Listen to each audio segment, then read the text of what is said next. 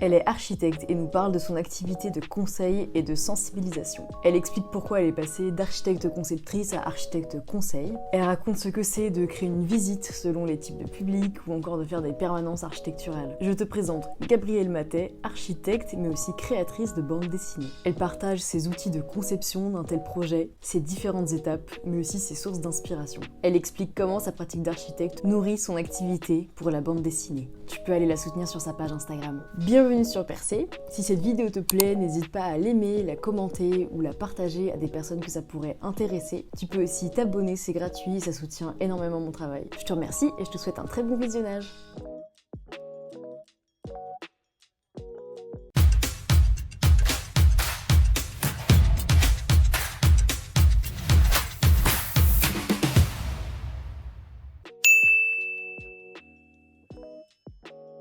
Alors c'est pas du tout une vocation, Ok.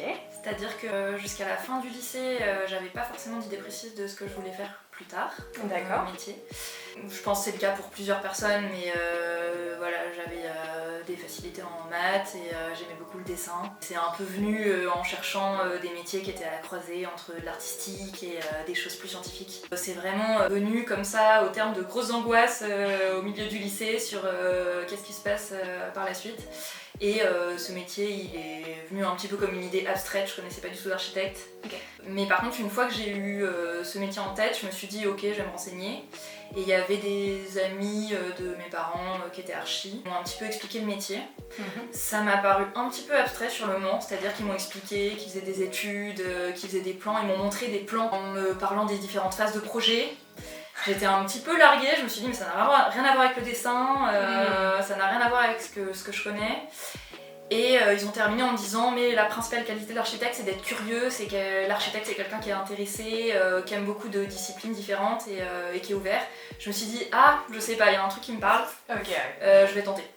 Du coup, t'es rentrée en archi direct après de la terminale, c'est ça? Oui, je suis rentrée directement. Dès que j'ai commencé à bosser en agence, je me suis dit que c'était pas forcément ce qui me convenait. Donc j'ai assez vite cherché qu'est-ce qui existait d'autre. Je connaissais pas forcément les SAUE. C'est une collègue qui m'en a parlé un moment et elle m'a raconté un petit peu son expérience là-bas. Et j'ai trouvé ça assez intéressant. J'ai regardé en fait les sites des SAUE franciliens et j'ai vu qu'il y avait une offre. J'ai eu beaucoup de chance en fait, il y avait une offre sur le SAUE du Val-de-Marne, j'ai postulé et j'ai été prise. Et c'est quoi qui te convenait pas tant que ça du coup en agence? Il y a plusieurs aspects. Je pense qu'il y avait le rythme, qui est quand même assez prenant. Je sais pas comment ça se passe dans des agences non parisiennes, mais à Paris, c'est vrai que faut donner beaucoup de sa personne. Donc c'est ce que nous ont dit les profs en fait quand on est rentré aussi en études, c'est vous ferez pas ce métier si vous n'êtes pas passionné. Donc il y avait un petit peu cette pression, c'est serons-nous assez passionnés pour faire ce métier et y réussir? Et qu'est-ce que tu penses de ce culte du métier passion? Je pense qu'il y a un côté où c'est bien de prévenir qu'on s'engage dans une voie qui est exigeante. C'est pas forcément très bien rémunéré, c'est un métier qui est, voilà, dans les faits c'est difficile aujourd'hui. Après je pense que les choses peuvent changer et que la façon dont c'est enseigné à l'école, la culture qu'on nous transmet, peut aussi contribuer à changer le métier d'architecte. Et ça pour l'instant c'est pas forcément la volonté des écoles, j'ai l'impression. Après il y avait la question du métier d'architecte en lui-même qui est quand même un métier qui est assez complexe, qui demande énormément de compétences différentes. Donc à la fois une grande discipline pour respecter les calendriers, une expertise sur des domaines très divers, très pointus, et aussi une grande créativité pour la partie concours, mais en fait je pense à chaque étape du projet, même si moi j'ai fait essentiellement des concours, donc c'est peut-être quand même la partie la plus créative je dirais, mais du coup rassembler toutes ces disciplines en un seul métier, j'arrivais pas à le faire. Je me rends compte, ça n'a pas forcément été une décision, mais ça s'est fait comme ça, c'est qu'aujourd'hui j'ai une partie au CAUE qui est une partie plus analytique, plus voilà, de transmission, qui prend une partie de ce qu'est l'architecture, et j'ai une activité à côté d'illustration et de bande dessinée qui est un côté plus créatif. En fait j'ai séparé les deux. Et puis il y avait peut-être une échelle aussi dans l'échelle du bâtiment qui me convenait pas en fait. Je me rends compte que l'échelle de l'urbanisme, qu'on pratique aussi beaucoup en CAUE, elle me parle plus. J'aime bien avoir du recul sur les choses. Et j'aime bien aussi l'échelle du dessin très précise, mais que je fais dans mon dessin. Et du coup, l'échelle du bâtiment, finalement, je me dis que ça ne me convenait pas tant que ça. Intéressant, ouais. Le fait d'être polyvalent est vraiment une richesse. Par rapport au métier en agence qui est quand même assez monomaniaque. Je pense que la partie sensibilisation, même si c'est la partie que je trouve la plus exigeante, en tout cas moi c'est ce qui me demande le plus d'énergie, c'est aussi celle qui est la plus gratifiante au final. Ok, trop chouette. C'est-à-dire que préparer des visites, faire des recherches, aussi pouvoir s'adapter à différents types de publics, que ce soit quand on parle à des enfants, à des personnes âgées, à des ados, on va pas s'adresser de la même façon, ça va être plus ou moins interactif, c'est pas les mêmes sujets qui vont les intéresser, même dans la façon de parler, les mots qu'on choisit ça va pas être les mêmes. Et en fait je me rends compte que j'adore faire ça. Je suis super stressée avant une visite ou avant un atelier. Mais j'adore ça. Voilà. Bon après j'aime aussi beaucoup toutes les missions. Les permanences, ça t'aime bien, ça va? Les permanences, en fait, on a des rendez-vous sur une après-midi dans une commune pour aider les gens sur leurs projets. Et on peut se dire 4 rendez-vous dans l'après-midi, on va répéter la même chose et la semaine d'après encore. Et en fait, c'est à chaque fois très différent. Moi, c'est comme ça que je le ressens. En fait, moi j'adore les permanences. Je trouve que c'est aussi un petit peu des rencontres avec les pétitionnaires qui viennent nous voir. Ils viennent tous un petit peu avec leur goût, leur sensibilité. Et c'est aussi le moment où je retrouve ce que je faisais un petit peu en agence, parce que c'est le seul moment où je fais un petit peu de projet finalement. En fait, c'est toujours intéressant, c'est-à-dire que les gens ils viennent un petit peu avec une idée en tête. Bon, là-bas, c'est quand même de leur dire ce qui va être faisable au niveau de la réglementation du PLU. Mais souvent, en fait, ça va embrayer aussi sur quelle forme sera la plus adaptée aussi au niveau architectural. En fait, nous, on réfléchit à la forme en même temps qu'on donne la réglementation. Et il y a toujours un petit peu aussi cet équilibre à trouver. Il y a des gens, on peut pas juste leur dire votre projet n'est pas possible, allez-vous-en. En fait, on est aussi là pour leur apporter des solutions. Parce que le but, nous, on est là aussi pour que la ville garde une certaine cohérence, un certain aspect. C'est aussi notre rôle de leur faire comprendre que leur maison, elle va aussi être valorisée par son aspect extérieur, la façon dont elle s'insère dans le paysage. C'est pas uniquement une question de surface gagnée, c'est aussi une question de est-ce que la forme va avoir des bonnes proportions, etc.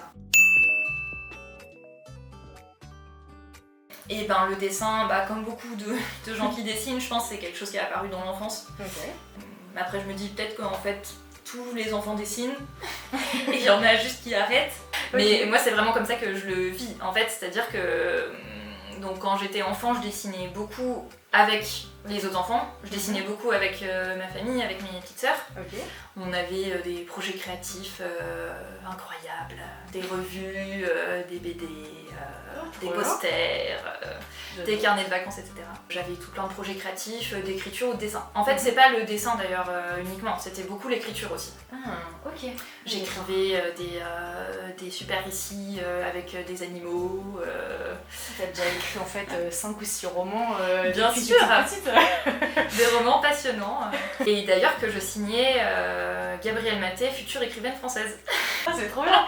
D'accord, ok. Donc non, il y avait beaucoup l'écriture.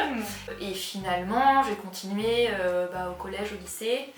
Et en fait, c'est un petit peu en archi que ça a changé. C'est-à-dire que j'ai arrêté le dessin tel que je le pratiquais quand j'étais plus jeune. Tous les soirs, quand je rentrais, je passais au moins 1 heure sur un projet créa. T'as grandi avec le dessin, quoi. Ça en fait partie de ta vie, collège, lycée encore et tout, quoi. Non, franchement, les deux étaient liés. Et c'est qu'en archi que je suis passée à autre chose. Et finalement, ma créa en rentrant, c'était plutôt de bosser sur mes projets. Je pense qu'en fait, finalement, c'est un peu bête, mais j'aime pas tant que ça dessiner pour dessiner. J'ai plus en fait cette impulsivité de devoir tout le temps dessiner, croquer, tout et n'importe quoi. Par contre, je réfléchis beaucoup plus à des questions de scénario dans mon esprit quand j'ai du temps. Je vais toujours avoir sur mon téléphone ma petite note où je vais rajouter des idées qui me viennent. Et donc ça va être plus partagé entre le récit et le moyen du récit. En fait, le dessin va devenir plus le moyen du récit que du dessin en soi. Et donc j'ai vraiment maintenant du plaisir à dessiner parce que c'est une page, parce que ce qui m'intéresse c'est la mise en page de la BD. Donc c'est plus vraiment le même plaisir en fait, c'est différent. C'est l'histoire d'une rivalité entre deux étudiantes. Donc 2 étudiantes en archi. Donc forcément ça s'inspire de mon expérience en tant qu'étudiante en archi. Évidemment j'étais partie de là. Je me suis réveillée un matin un petit peu comme ça en me disant tu cherches un sujet, pourquoi en fait tu racontes pas ça, enfin, c'est génial, c'est un matériel de fou. Moi quand j'étais étudiante j'aurais trop aimé avoir aussi des outils pour comprendre qu'est-ce que c'est ces études, qu'est-ce que c'est que le métier, voir des BD qui parlent de ça. Moi j'aime beaucoup, je lis aussi plein de BD qui parlent du milieu d'archi. Je m'inspire aussi beaucoup du ciné. Je pense au réalisateur Thomas Lilti qui a fait Première année. C'est sur une première année de médecine et c'est aussi une rivalité entre 2 étudiants. Entre 2 jeunes garçons. Voilà, ce genre d'histoire m'inspire beaucoup.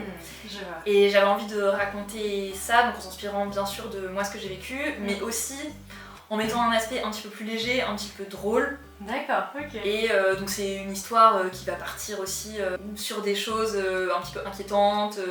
En fait, les 2 étudiants se rendent compte qu'elles sont pas satisfaites chacune de leur propre vie, de leur propre projet de vie, et elles vont plus ou moins se rendre compte qu'elles ont envie des projets de l'autre. Et il va y avoir quelque chose autour de cet échange et ce vol de projets. Et donc en fait c'était génial parce que l'archi, ça peut aussi parler de plein de choses de la vie. C'est-à-dire que, par exemple, le terme projet, il est incroyable. Il veut absolument tout dire. Il veut tout dire. Le fait de décider de s'implanter à tel endroit, le fait de choisir un lieu, de projeter le futur sur un lieu. Enfin, en fait, il y a tellement de choses. Et je trouve qu'il y avait plein de sujets, en fait, même que j'ai découvert en commençant le scénario de ma BD. Je me suis rendu compte, mais ça me parle tellement, j'ai trop envie de parler de ci et de ça. Et en fait, tout pouvait passer dans cette première année étudiante en archi. Enfin, voilà. Trop intéressant, j'adore. Du coup, la temporalité de ta BD, c'est en gros une première année en archi. C'est ça. Trop cool. Et t'en es où de ce projet du coup, aujourd'hui ? Je me suis dit que j'allais commencer à bosser là-dessus il y a 1 an à peu près. Et j'ai d'abord jeté un petit peu sur le papier plein d'idées, plein de souvenirs en fait de mon expérience en école d'archi. Et de fil en aiguille, j'ai essayé de monter un scénario. Ça m'a pris pas mal de temps. Je pense que ça m'a pris 6 mois, 7 mois, 8 mois. Et ensuite, j'ai commencé à dessiner. Donc j'ai commencé quelques pages un petit peu dans le bazar. Et finalement, j'ai calé un début et j'ai cherché un style graphique.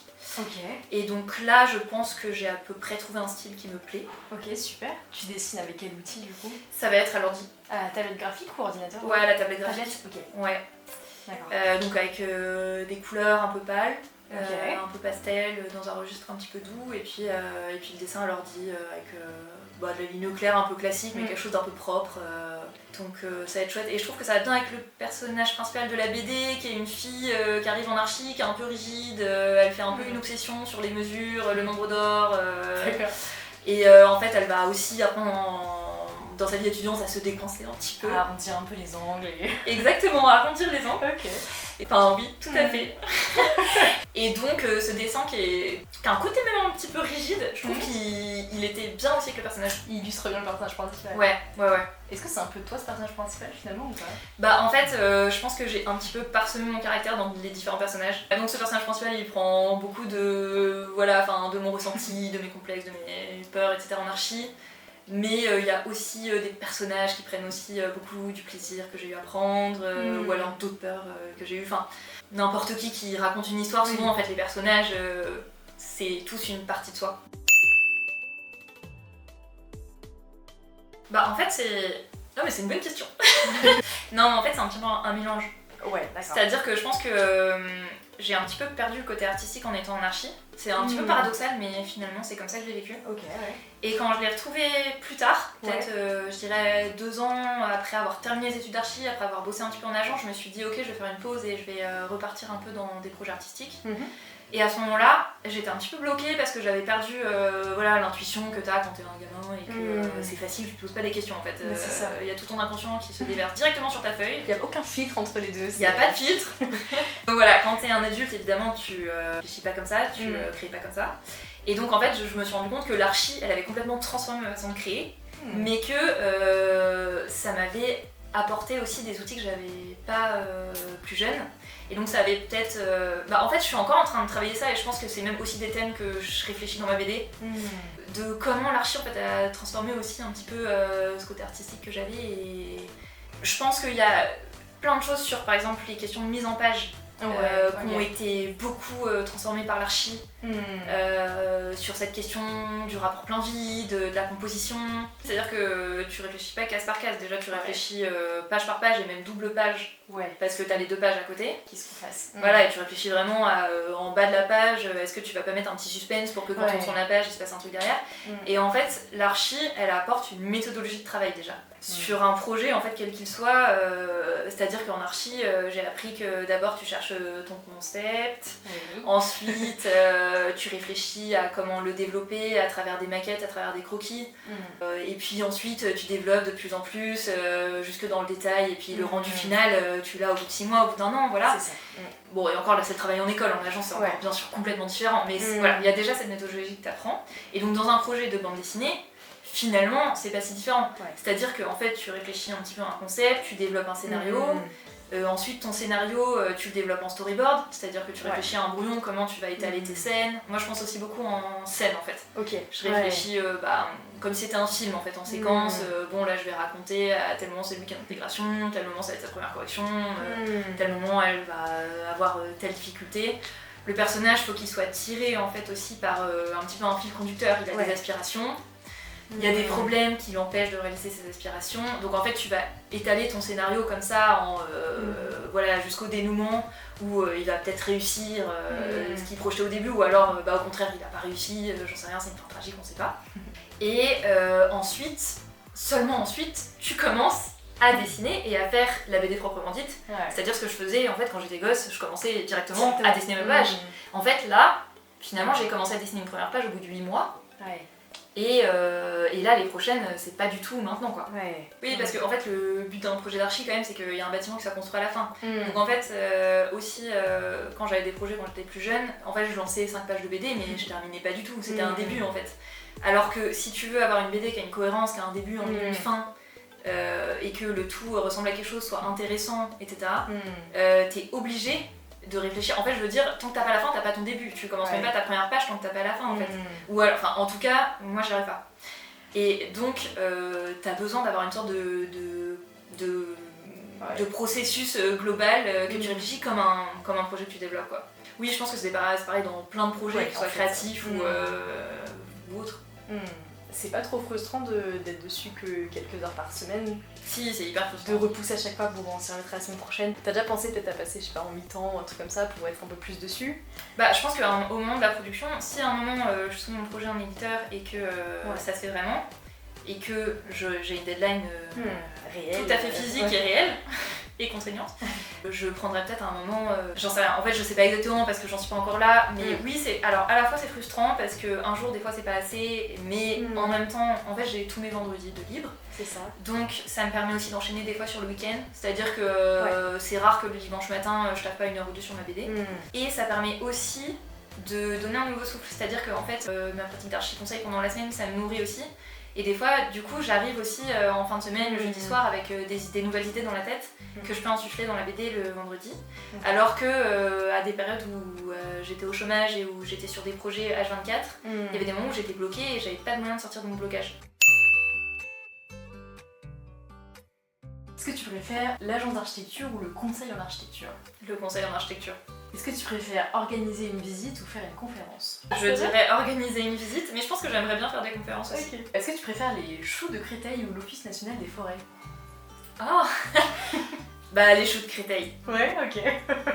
Les choux de Créteil, parce que je fais un projet là-bas avec des guides qui sont des habitants du quartier qui font maintenant visiter leur propre quartier. Je vous conseille la visite pour les gens du patrimoine. C'est un groupe de 7 guides qui connaissent leur quartier, qui l'aiment beaucoup et qui en parlent avec un aspect mi-archi, mi-habitant, et franchement c'est génial. Est-ce que tu préférais habiter dans une maison en paille ou une maison en bois? En bois. Ok. Est-ce que tu préfères la tablette graphique ou le carnet à dessin? Je serais vers le carnet à dessin bien sûr parce que j'adore le geste. La tablette graphique, c'est pour le propre, c'est l'aspect final, c'est un autre plaisir. T'étais plus art plastique ou maths à l'école? Par les deux. Tu préfères dessiner de la réalité ou de la fiction? De la réalité. Ouais. Mais en même temps je te dis ça et en fait c'est une œuvre de fiction que je fais, mais c'est inspiré de lieux que je connais. T'es plus architecture classique ou contemporaine? J'aime l'architecture contemporaine parce que c'est ça qu'il faut faire aujourd'hui. Après, je m'inspire de l'architecture classique bien sûr. C'est une question impossible. Je Je pense que je lui dirais de suivre ses intuitions. C'est-à-dire, quand on débute les études d'archi, il y a quand même beaucoup de matières différentes. Je dirais de pas forcément écouter les profs qui te disent qu'il n'y a que le projet qui est important. En fait, il y a plein de matières, il y a plein de choses. Prends les matières qui t'intéressent, vois vraiment qu'est-ce qui t'inspire, choisis les matières qui te plaisent, choisis les profs en fonction de ce qui te plaît, pas en fonction de ce que prennent tes potes. Essaye de tracer ton chemin un petit peu là-dedans. L'archi c'est vaste, il y a plein de possibilités. Te dis pas genre c'est pas fait pour toi, il y a peut-être quelque chose dans l'archi qui est fait pour toi, c'est peut-être pas forcément l'agence, peut-être que c'est l'agence, peut-être que c'est un certain type d'agence, peut-être que c'est l'agence à tel endroit et pas à tel autre. Franchement, l'archi, mine de rien, c'est accueillant, il y a plein de choses possibles, donc voilà, persévère, ça vaut le coup. Bah trop bien, non merci Gabriel, trop cool.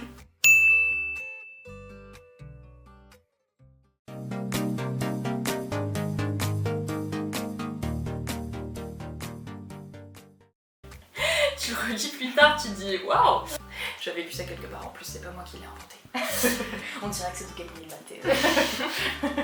La meilleure façon, je trouve aussi d'apprendre l'archi, c'est de visiter des bâtiments qui nous inspirent.